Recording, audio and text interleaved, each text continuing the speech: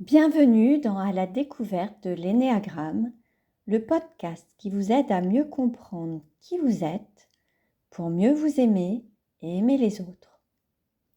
Aujourd'hui, je vous présente le type 2, l'aidant, aussi appelé l'altruiste. Si vous ressentez un besoin fort d'aider les autres, que vous cherchez la reconnaissance à travers vos relations, alors cet épisode vous parlera sûrement.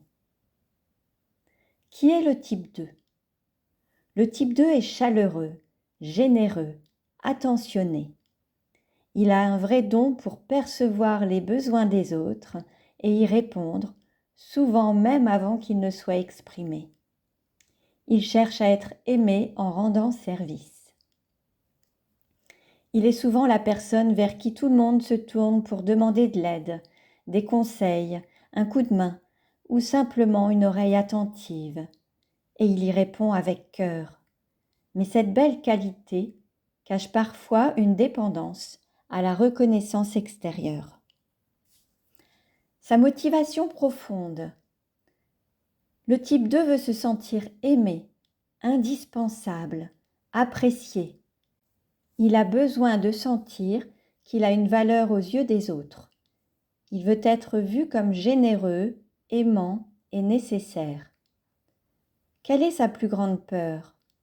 Être rejeté, inutile ou ne pas être aimé.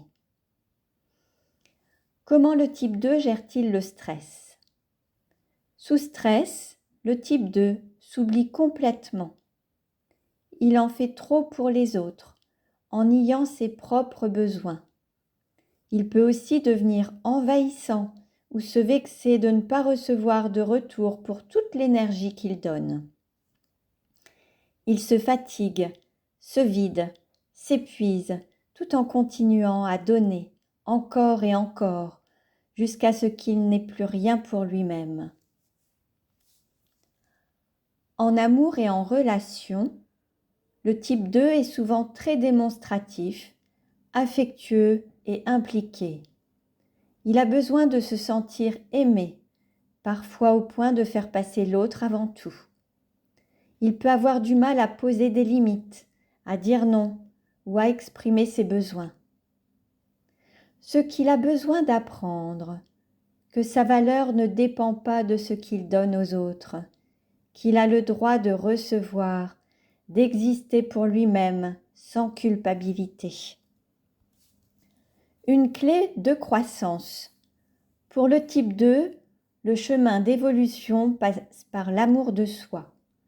Apprendre à écouter ses propres besoins, à se nourrir en premier pour mieux aimer ensuite.